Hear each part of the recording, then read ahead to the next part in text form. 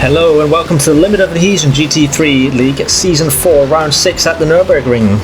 Once again tonight I'm with Limited Adhesion's Martin Brundle and Random Dave. How are you doing, Dave? I'm doing alright, but it wasn't you that started calling me Martin Brundle, was it? It was somebody else, but where's that come from?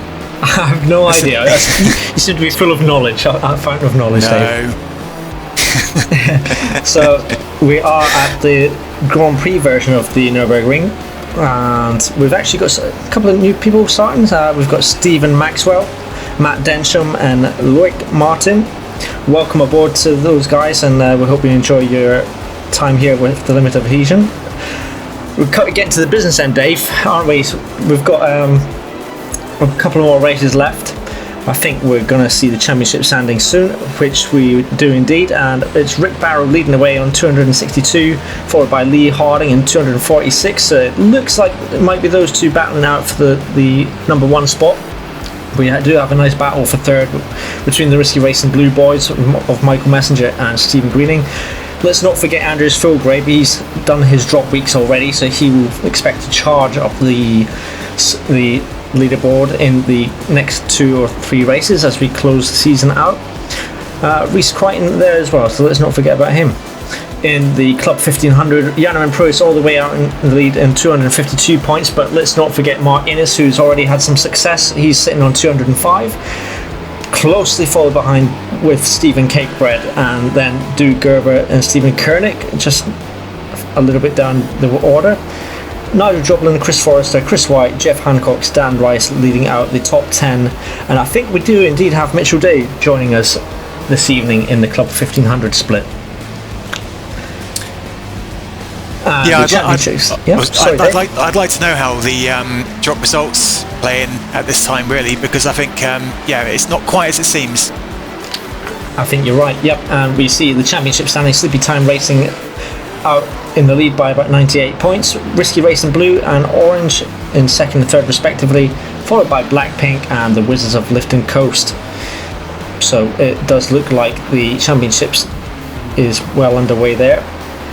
In the Club 1500, Team Heap Together well out in front on 409 points, so the championship might have been won already from their point of view. Team Try Hard on 276, and then the lefties not too far behind, only 3 points difference between them, so it's very close for second and third, followed by McLaren, as clarified by Chris Forrester on our Discord. So well, you still called it McLaren, which I'm pretty I think it's McLaren. Yeah. So alright, we'll go for McLaren. And Rick Barrow and Steve Greening, followed by Ollie Walker and Michael Messenger, and Andrews Philgrave rounding up the top 5, and there's Marin Hugavin all the way up in 6th. Good showing from him. Evan Concepcion and Mark Innes setting pole for the Club 1500. He's all the way up in 8th, followed by Tura Malarian, Jordi Speckins, Reece Crichton is here, Ollie Ettridge, Stephen Maxwell, the new driver, Don Parker, then Nigel Joplin, Paul Gerber, Matt Densham, who rounds out the higher split, Luke Martin, Du Gerber, Chris White, Cakebread, Mesters, Day, Kernick, Preuss and McCann.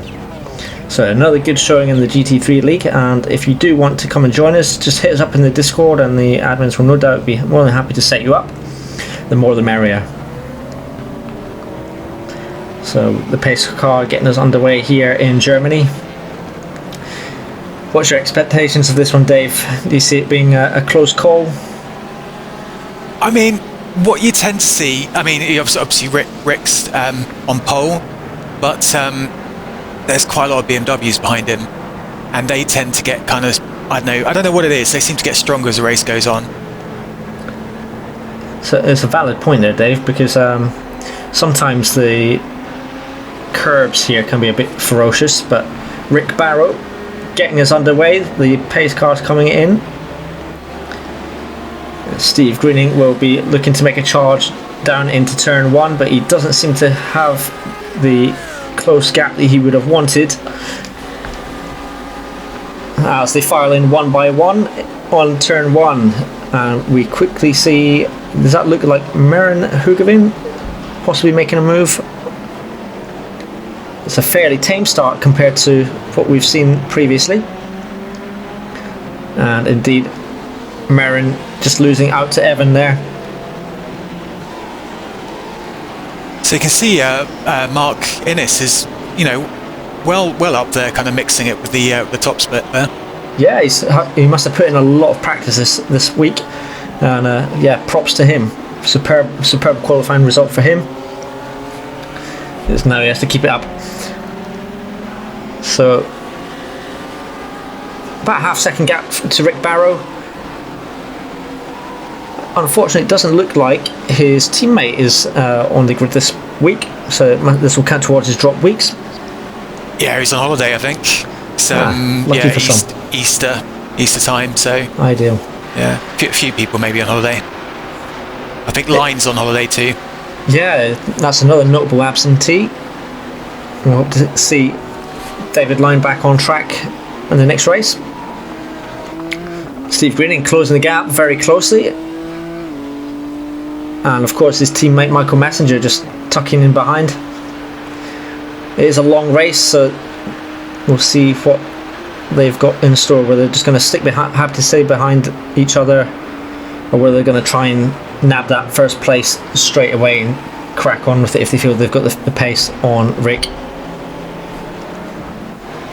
Not too many changes in the first lap, although we do see Tourmaline and Jordi Speckens down the order, so something must have happened to them. We might get a replay later of that. It's quite lucky we don't have rain on the iRacing server. I remember seeing a lot of GT3 races here that the GT3 cars seem to struggle when there's rain going down into that turn 1.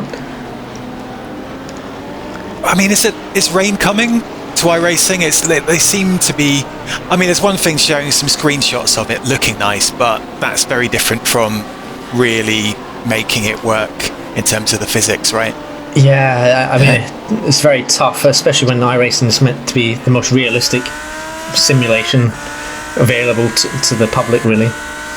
But yeah, they like to tease things anyway. I remember part of an April Fool's joke a few years ago. I think it was they teased iRacing Mobile, which would have been a laugh.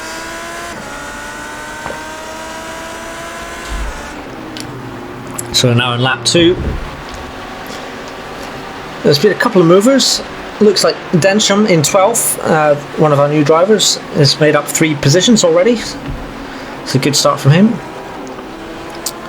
Greening's really close to Rick there. Yeah, he seems to get the run in these corners. I guess the BMW is just, as we see Jordi Speckens going wide. He is quite fast, so we'll expect him to get up the order sooner rather than later. And that's Steve Greening just having a peek, and Rick goes defensive. Yeah, you can't really do a move into that chicane on this version of the track. On the Grand Prix version, I think you can have a go, bit of a braking zone, but yeah, not there really. Yeah. Ollie Walker had the fastest lap for a split second until Evan Concepcion has set that one, and Mark Innes has set the fastest lap of the race for the Club 1500. Mark's got about a 6 second gap to Nigel Jobling in second. Oh, and we see someone going off. That is Merrin Hugavin. He's going to have to be careful rejoining the track because they are still quite bunched up together. Looked like he just got into power too early. Nice to see Merrin back. I don't think we've seen him for a few weeks. He seems to pop in now and again when his work commitments allow. But welcome aboard again. Yeah, and he was doing all right there till that instant as well. Yeah. So it's a shame. But that has moved Mark Innes up to 7th overall, which is quite impressive to see. Yeah, and he's still, to his credit, he's still managing to just hold on to the coattails of Evan there. Well, he's 3 seconds ahead of Reese, right? Yeah, so he's definitely putting the practice. He's staying in that lead pack, more or less. That's great. And here we see Stephen Catebread. He is trying to chase down his countryman, Du Gerber. Is he going to look to make the move? He is indeed. Has he got enough space? It's a brave and bold move going into there, but Do has the overrun. Oh, and we see about 3 wide there. What's going on here? Looks like Mark must have had an issue, and that has sent Rhys Crichton and Ollie Ettridge chasing him, and Rhys managed to get in front. Oh, and just a small touch with Ollie. Nightmare position. We've seen this in the F3s. I think this is a nightmare position to have the car laid out on track.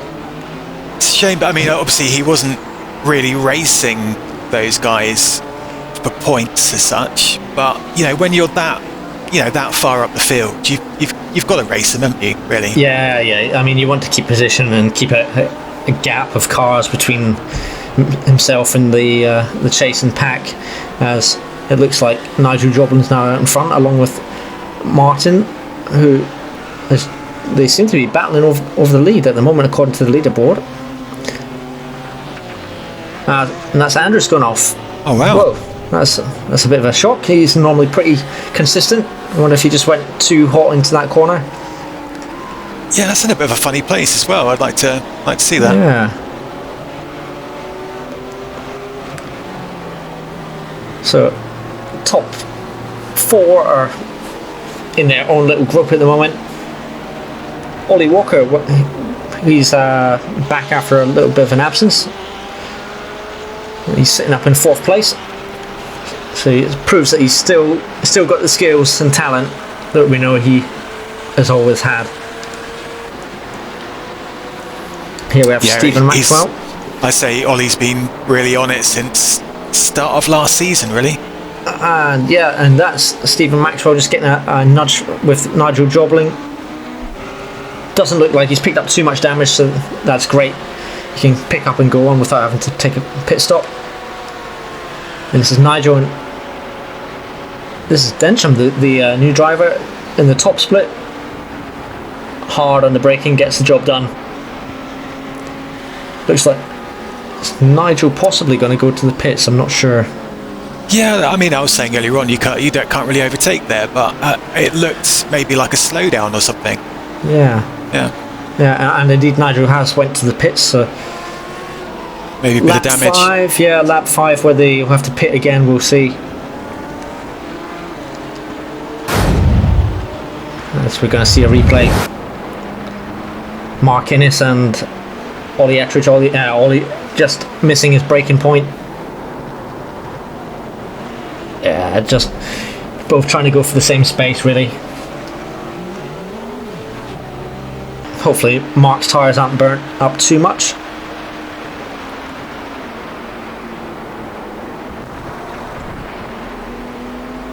Yeah, I don't think it was enough for a slowdown there, the route Ollie took. He seems to have had some part of his tyres on the track.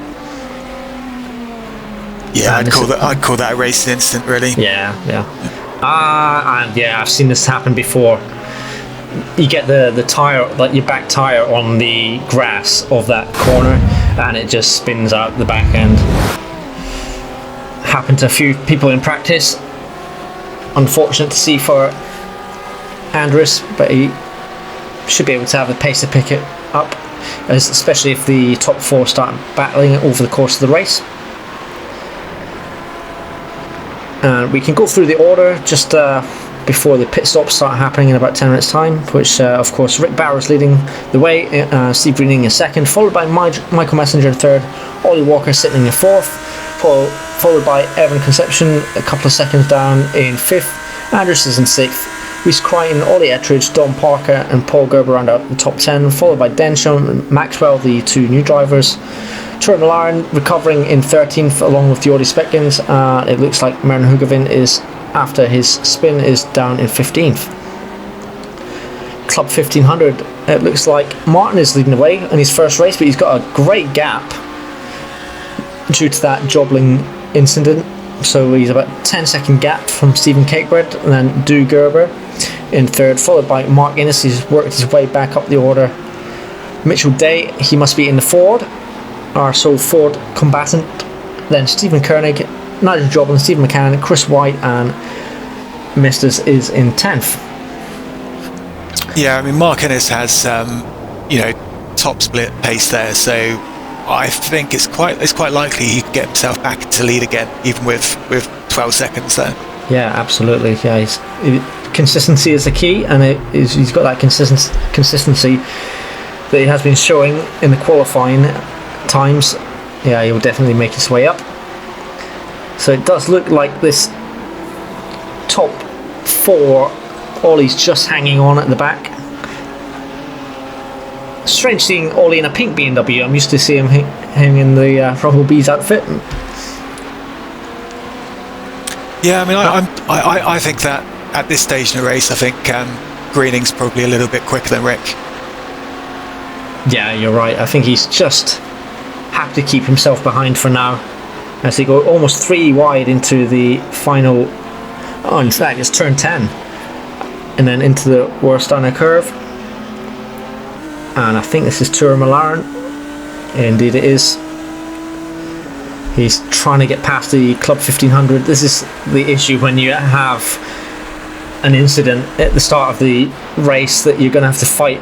And he looks like he's gone very quick across there. That was excellent move there by Toure. I think they let him go a little bit there, really. Yeah. He's not afraid to go into those corners, isn't he? Stick his nose in there, but sets him on his way.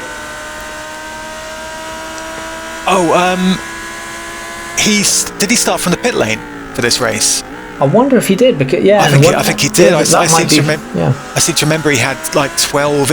I don't know, sort of. He had 3 incidents or something in the last race. Yeah, that might, and it might also be the same for Jordi Speckens also, I believe, possibly. Yeah, that would be it. Yeah. That's why they're quite low down. So he's doing all right to make his way up the field there. Yeah, and it's now Jordi's turn to fight his way through past the top guys in the Club 1500. I think this is the first time we've got more top split drivers than we have the Club 1500. So a couple of people just missing from the Club 1500 this round. Yeah, it's pretty 50-50, isn't it? Yeah. I mean, if it starts to get unbalanced, then we'll just make it the Club 1700 or the Club 1200, right? I don't think we're too strict about it as well. I think if you're 1800, I think, but you want to be in the 1500. Absolutely. Yeah, it definitely does seem that Stephen Greening got the pace on that second half of the lap. I don't know whether that's just down to the car or not, but he definitely seems stronger going through those, especially from turn 10 onwards. Yeah, but he just can't seem to make the run into turn 1. Yeah, which is kind of really the only proper place you can do it. I mean, through here he's not. Yeah, I mean he's losing a little bit of time. Back. Yeah. Yeah, it seems like the Lamborghini's got the slower corners down to T, but the faster corners, the BMW seems to have the advantage this time round. And here we see Mitchell Day. Nice to see him back in his Ford, unmistakable Ford, I should say. Is it still the only Ford?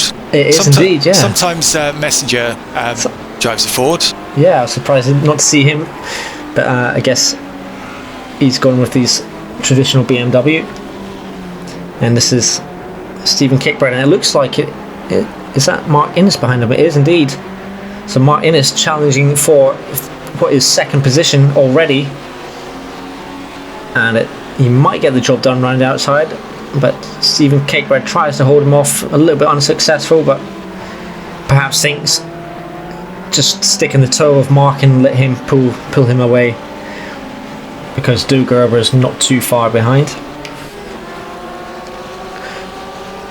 Okay, this might be on. Here we go.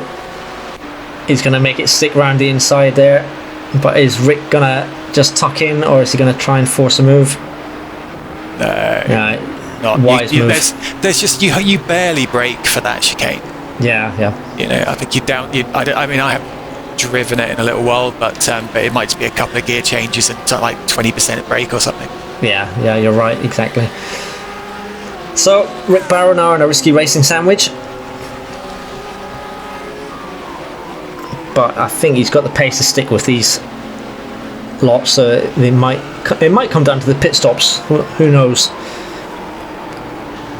And possibly further down the line, traffic should that become a factor. Merrin's off again. I wonder how that happened. That's a strange place to. I think that's the inside of the track. Hopefully we see a replay of that. They need to watch out for the pit entry on this track. I once famously or infamously managed to get stuck in the pit lane entry here. Yeah, and had to do like a 7-point turn. Yeah, to try and get out of it. Those barriers are quite. They're not exactly wide, are they? As well. So Lloyd Martin leading the way in first position in the Club 1500. He's been chased down at the moment by Dom Parker. But it's nice to see both Wizards of Lift and Coast cars in the race this time. Oh, and just going a little bit too hot into that bottom corner, but he brakes well and stops it from going off track.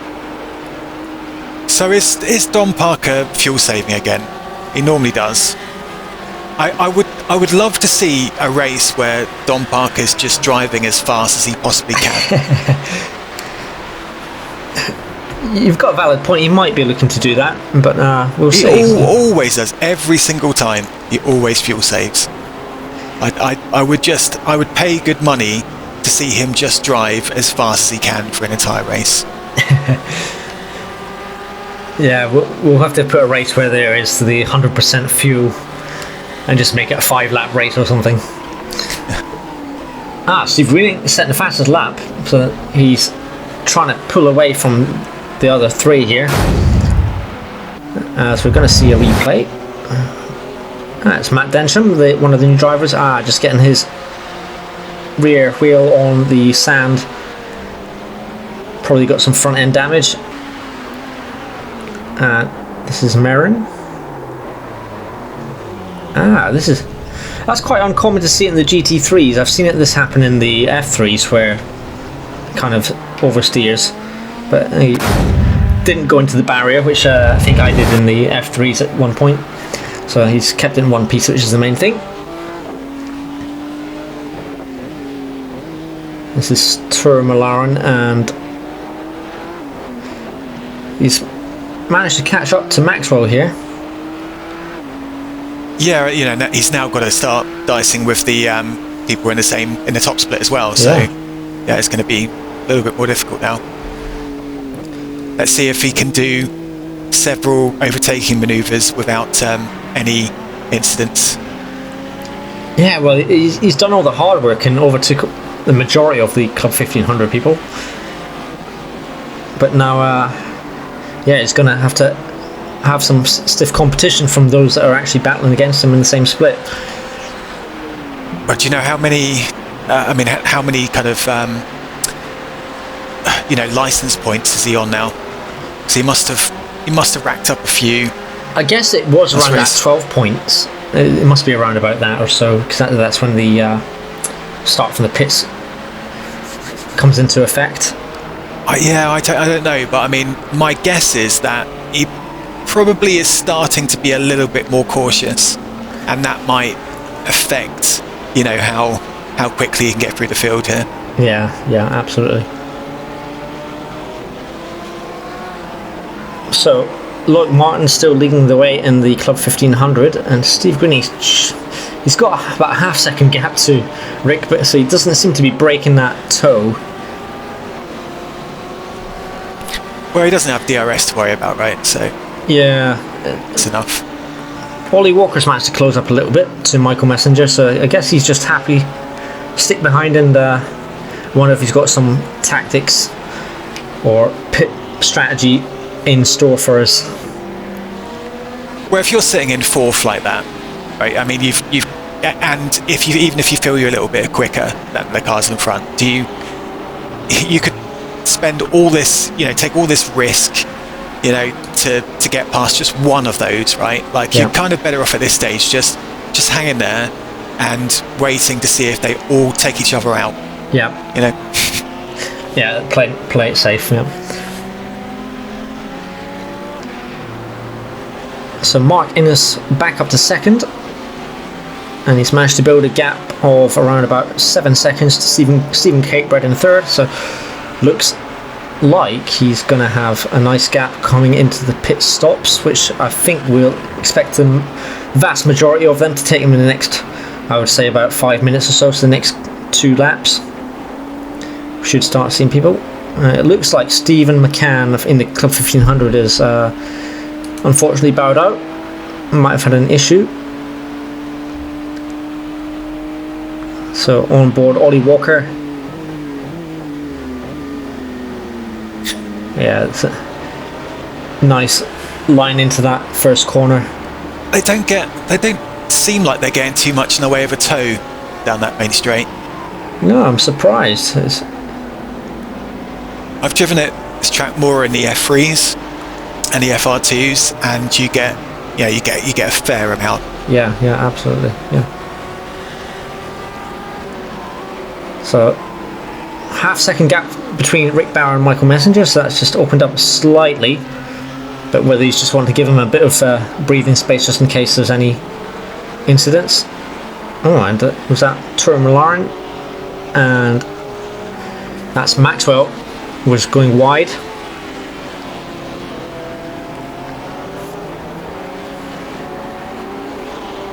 Turo, one of our more experienced drivers, having raced with us for a good couple of seasons now. So in terms of off tracks here, I think we've got a limit of 12. Yeah, it's not too bad. It's not too bad for off tracks here. Through the really fast chicane at the end, it's such kind of a reflex sort of thing. You can get one there if you're really on it. And also, is it out of turn 4 or 5 as well? On the exit of that. Turn 4. Yeah, you're right.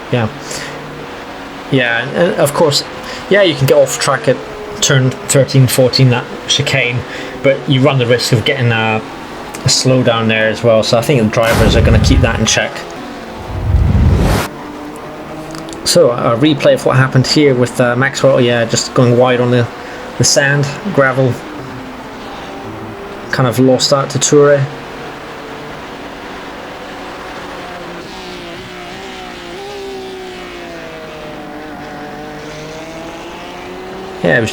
Just feeling the pressure from Toure behind and trying to get on the gas early. I think wouldn't be the only person to have done that during the races today.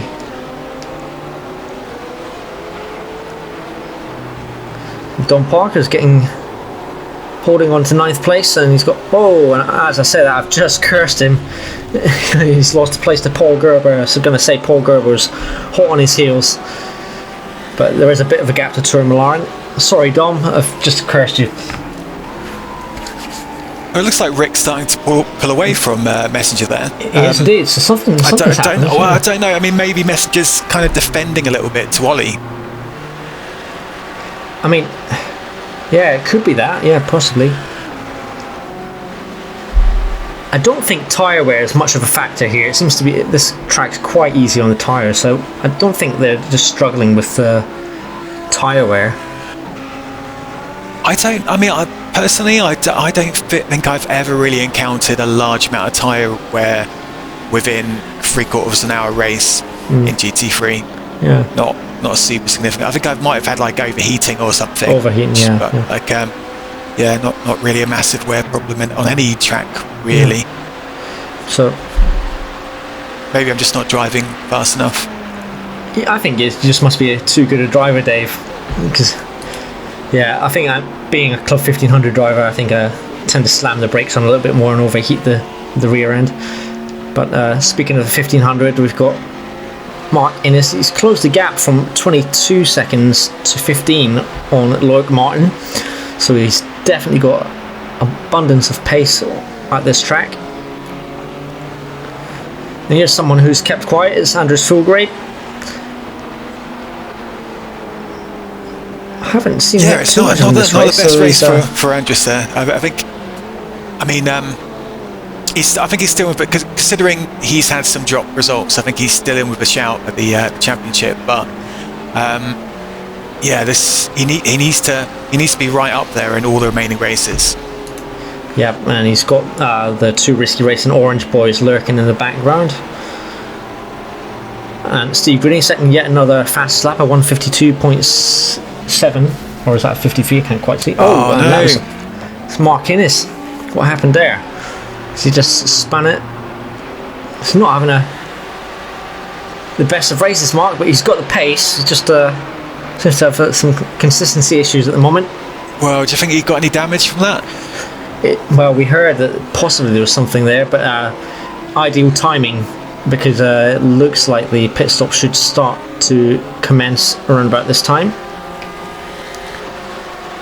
Well, he's now 21 seconds behind the lead in Club 1500, so that's. I wonder if he's dropping back further as well. No, he seems to be catching up actually. So maybe no damage. So Steve Greening looks to have checked out. He's got a second and a half gap now to Rick Barrow. So Steve Greening leading the way on lap 15. I wonder if they will get to lap traffic in the next few laps. We can just see on the track map there, a few corners ahead we've got some of the back markers.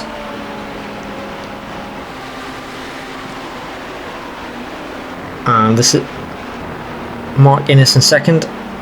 He hasn't opted to go into the pits, but Jordi Speckens is going to commence the pit stops for the top split.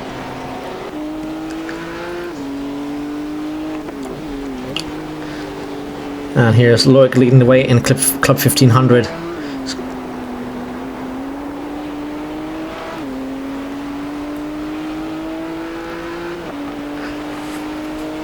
So Rich Misters in the pits as well in Club 1500, sitting in 9th place at the moment. Further down the order in the Club 1500 we've got Chris White, Mitchell Day and Steve Kernick. It looks like they've been having a battle quite recently, so still all to play for. Points mean prizes, as they say.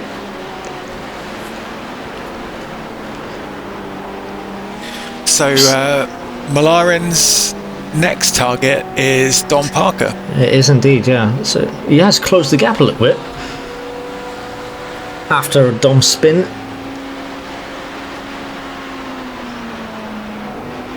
Yeah, Mike Messenger seems to be really closing in on Rick Barrow, so I wonder if he's going to look to make a move down here. He's just not really gaining on him though. Yeah, not enough. I mean, that's whether it's the BMW is just sluggish or a little bit more weighty coming out of that. It might be the weight difference coming out of that last corner. Carrying more downforce, maybe. Yeah. So here's Paul Gerber sitting in 9th for Team Tryhard Racing in the top split. He's got a bit of a gap to Ollie Ettridge out in front of him, as we see Mitchell Day coming out of the pits, giving them ample space. That's very kind of him.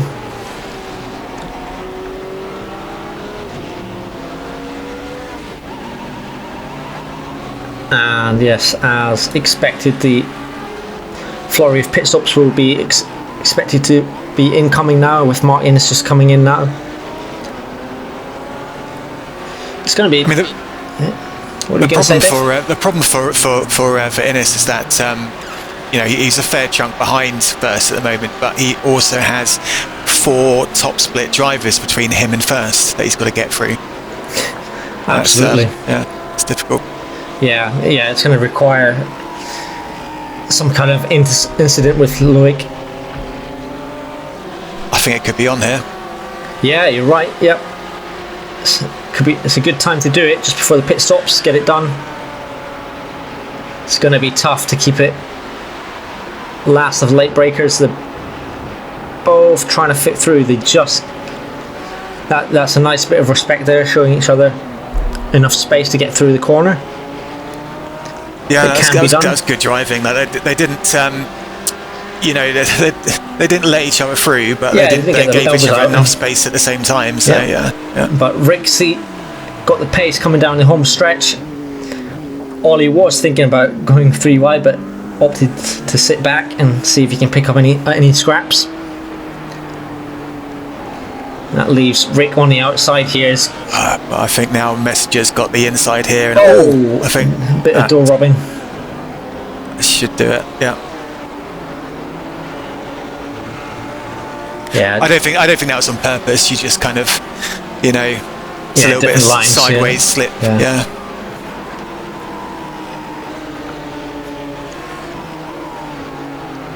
Messenger's definitely one of our sort of cleaner drivers, really. Yeah. Certainly reliable, and can trust him to get round. But it will be interesting to see if Mike Messenger can kind of try and catch up with Steve, or whether he's going to be a similar pace to Rick. Yeah, I mean, Steve's got nearly 4 seconds on it now, so... Yeah. And Ollie will no doubt want to try and follow Michael Messenger through if he can sense that Rick's struggling. I mean, Messenger, Greening, pretty similar pace, but if I was to, after watching quite a lot of races, I'd probably say Greening tends to have the edge on race pace a little bit. Yeah. Maybe Messenger has the edge on qualifying pace a tiny bit. And Steve tends to maybe spin a little bit more often. Yeah. But there's not a lot between them. No, you're right. I think I would agree with that, Dave. So, Ollie Walker up into second as Michael Messenger and Rick Barrow come into the pits. Evan Conception also come into the pits as well. He's sitting in 7th.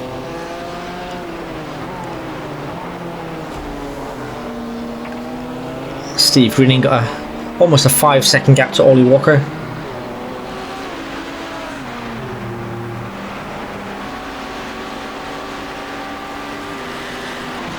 So Mark Innes has had his pit stop and is probably just going to sit behind Jordi, because Jordi is quite a rapid driver, as we see an abundance of cars coming out of the pit lane. And so there's Rick Barrow, looks like Don Parker, Tura Malaran possibly, I think, is here, and Evan, who is just taking his pit stop. We haven't seen much of Reece Crichton. He's keeping himself quiet, but I think he must have just taken his pit stop also, because he's down the order. In fact, we just see him rolling past in the background. Looks like Mitchell Day just let the top split guys go past and not get involved with them.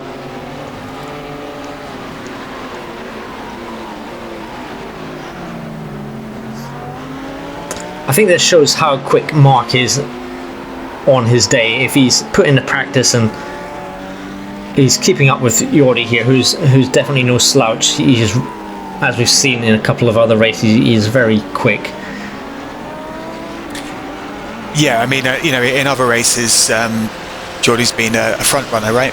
Yeah, so competing for the win. He maybe seems to be a little bit off in this race. I mean, I know I think he started from the back, but yeah, it's pretty close between them. I think that maybe Jordi passed him in the pit sequence.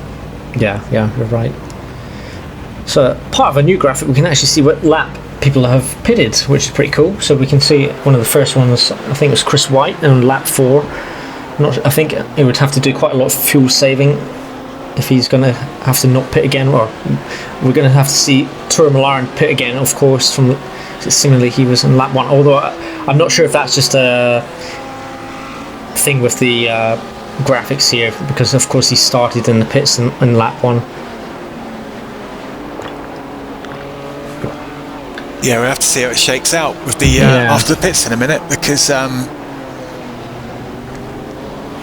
we appear to have Ollie in front of Messenger right now. So it does seem that the overcut has worked there for Ollie, and not by an insignificant amount as well. So and with what, like a 2 laps or something between their pits. I think, I'm not sure if that's down to overcut or undercut. I think that's got to be something else. Possibly because Mike and Rick they did get caught up with Don Parker and one of the other top split guys who hadn't pitted, so that might have cost them some time. And we can see from the leaderboard there that Dom still hasn't pitted. So I mean, it's not just that about Ollie, getting past Messenger. I mean, Ollie's also caught up 2.5 seconds on greening as well. That's incredible.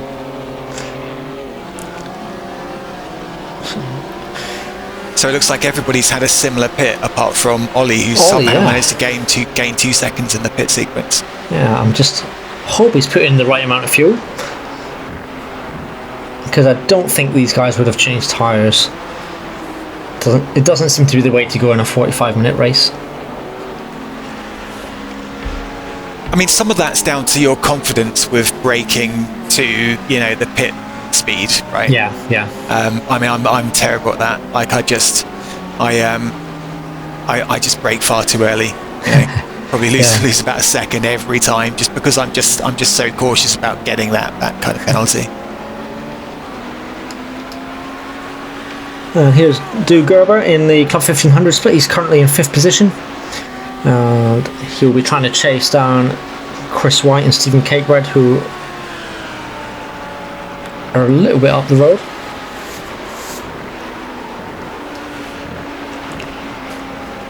So Jordi managed to make his way up to 12th. Yeah, so quite some way to go to 11th place. So am I right in thinking that Don Parker hasn't pitted yet? You're right, yeah. So he's holding it out, but because Malaren was right behind him, wasn't he? Yeah. And now he's some way behind, I think. Is he? Or has something else happened? I'm trying to work it out. So I think Torres had to pit again, or go into the pits at least. Yeah, but look, Torres about. He's not really a pit stop behind, so I'm not sure if I'm right there. Yeah. Stephen Kernick, another South African, as part of the LOA. Love to have him on board. Quite a character. And he's battling with Mitchell Day. He has been battling for some time. Day and night, we'll call it. And the Ford seems to have the power on the straights, and you've got to love that sound of the Ford GT.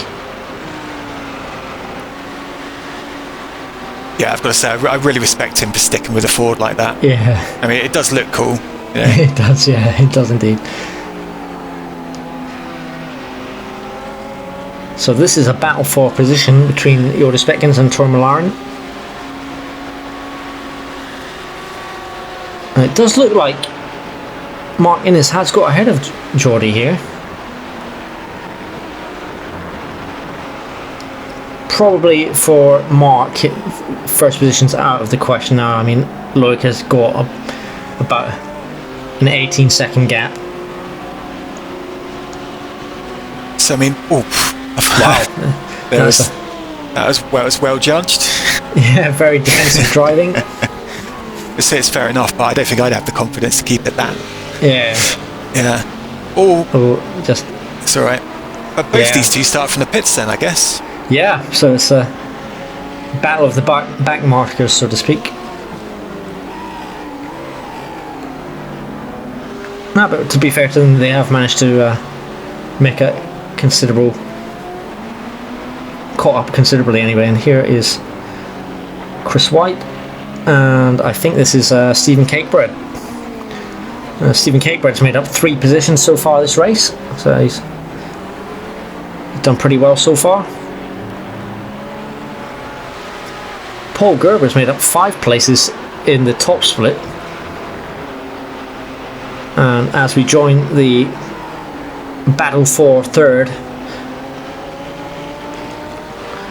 And in fact, looking at the leaderboard, it looks like Ollie Walker's under a second now, and having just set the fastest lap at 52.2, that's an incredible pace from Ollie Walker.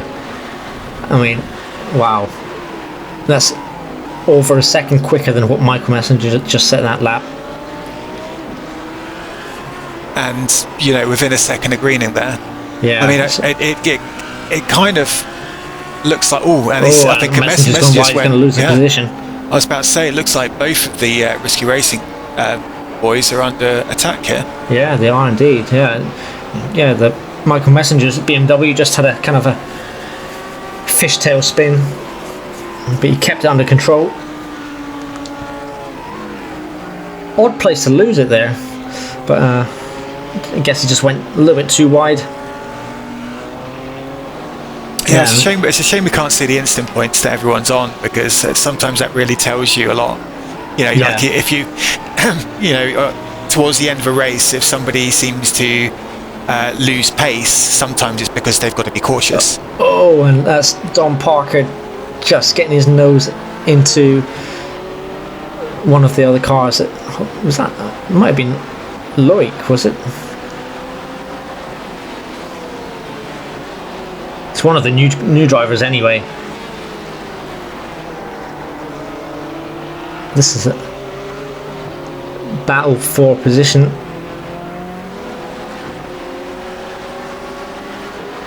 Yeah, it does seem to be Loic just got a small nudge, and Maxwell has gone through to overtake Parker. Here we have Stephen Cakebread and Chris White battling for third, and that's Marin Hugavin in the background. I think he's just trying to let those guys battle it out. I think Marin's race is run. So Greening's just set his fastest lap. Wow. Of the race. Yeah, so he's obviously seen Ollie, on his Delta just getting nearer, and had to step it up a bit. Yeah. Chris pitted lap 4, so either he's had to fuel save considerably, or he's going to have to pit again. So time will tell.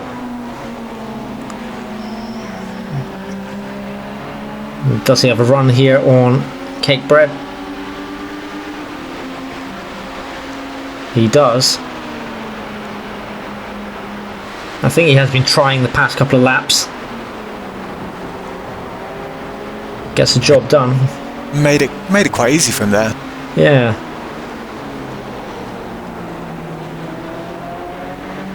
Did seem that Chris was the quicker driver over the past couple of laps there with Stephen, but Stephen might come back. Not all's lost. I mean, again, we don't know how many instant points Cakebread's on there. If he's sort of on 12 or something, he might be having to take it really easy through there. But it wouldn't be like him to be on a lot of instant points. Yeah, he's quite a consistent driver. But now we just have probably one more lap after this. And Marin's just sitting in the background. He's happy to let these guys battle out, which is quite respectful. Well, Ollie's got it down to half a second now. Yeah. So pressure's on for Stephen Greening as we do cut to Stephen Greening and Ollie Walker now. They have built up a considerable gap to Rick Barrow.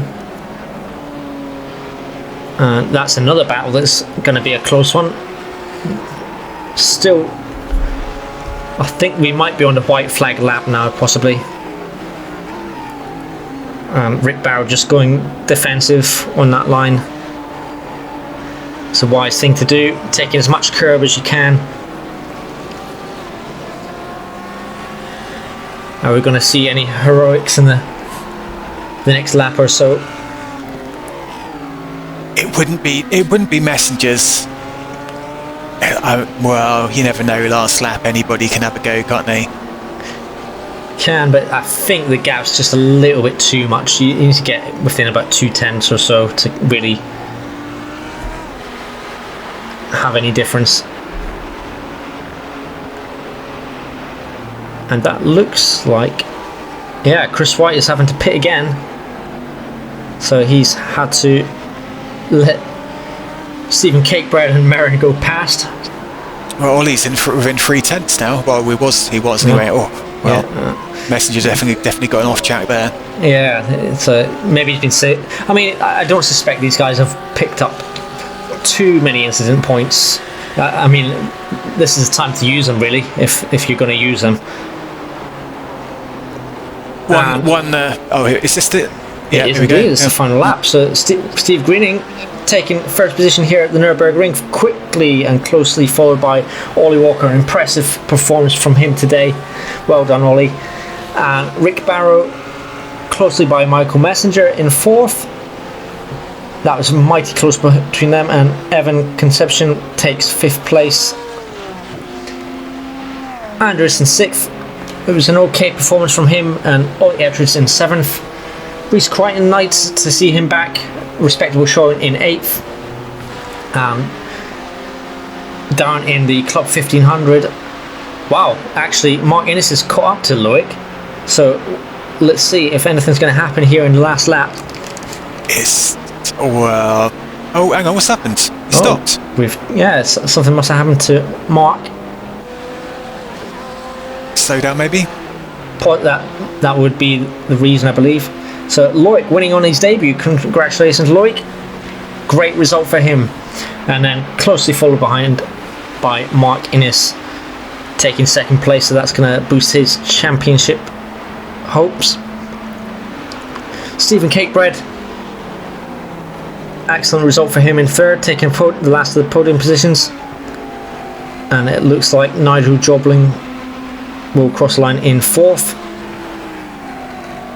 Merrin Hoogervin taking 14th position in the top split, of course, as well. So, what did you make of that, Dave? That was a mighty performance from Steve. He's managed to hold it off. In fact, as we see a replay of what happened here, yeah, I think Chris realising he was going to have to run out of fuel. Tries to let Merrin pass, but I think Merrin was trying to be too kind as well. There's a bit of a to me to you Chuckle Brothers moment. Yeah, so what did you make of the race, Dave? I think great performance from Steve. I think he really showing his quality today. Yeah, I thought it was quite exciting, really, and Ollie too. I mean, I thought the battle between the top four was really good to watch. It's close. Yeah, right up into the pit stops, really close between those four. So we have the race results. Stephen Greening in first, followed by Ollie Walker in second, Rick Bauer in third, Michael Messenger in third, Evan Conception in fifth, followed by Andrew Fulgrave, Ollie Ettridge, Reece Crichton, Paul Gerber in ninth, Stephen Maxwell in 10th, Dom Parker takes 11th, Loic Martin winning in the top the Club 1500 split, Tour Milan in 13th, Jordi Speckens and Merrin Hoogervin round out the Matt Densham round out the top split. So Loic taking top position in the Club 1500, as we've said. Mark Innes in second, Stephen Cakebread in third, Nigel Jobling, Stu Gerber, Chris White, Stephen Kernick, Rich Meesters, Mitchell Day were the last of the finishers, and Stephen McCann had to drop out earlier. So the championship standings after round 6 is Rick Barrow on 314 points, followed by Rick Greening on 270. He's made up 2 positions. Michael Messenger on 254. Lee Harding, of course, dropping down, but this is probably going to count as one of his drop weeks, followed by Andrews Fulgrave, Ollie Ettridge and Ollie Walker, Reece Crichton, Tour Milan and Paul Gerber making out the top 10. Not to forget Dom Parker, he's just behind Paul Gerber. So yeah, we've got a few drivers missing today, like David Line. I think, with dropped races, I think Lee is still right at the top there. Yeah. So Janneman Pro is leading the way in Club 1500. Very close at the top there. There's only 2 points in it, with Mark Innes in second. Of course, I think Mark has had his drop weeks as well, so that's very close between those two. Stephen Cakebread in 250 points, so he's still in it as well. I mean, even you could argue Do Gerber as well, so 217 points. Stephen Kernick in fifth, getting some points today. Nigel Jobling and Chris White also there picking up points today. And the Constructors' Championship standings, Sleepy Time Racing on 560, and then Risky Racing Blue on 524.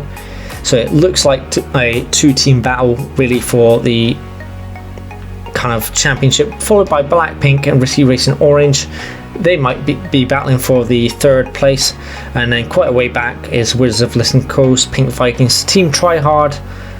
Those seem to be the most active teams in the league at the moment in that split. I do like the paint job on the Sleep Time, but it kind of looks like it's cell shaded. Yeah, it's very futuristic. I quite like it. So the championship standings in the Club 1500, it's Team Heap Together on 457 points, and there are got about 90 or so points for the lefties behind them. Team Tryhard, so it seems to be a four-way battle. Possibly, we'll see how the drop points come into play really. But still all to play for in the Constructors' Championship in that split.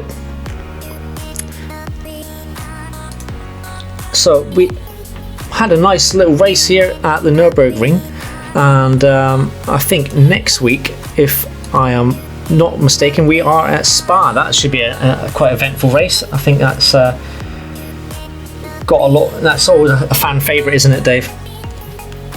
Yeah, and I guess it's just that just the amount of slipstreaming that goes on there as well. It causes all sorts of havoc on the first lap. Yeah.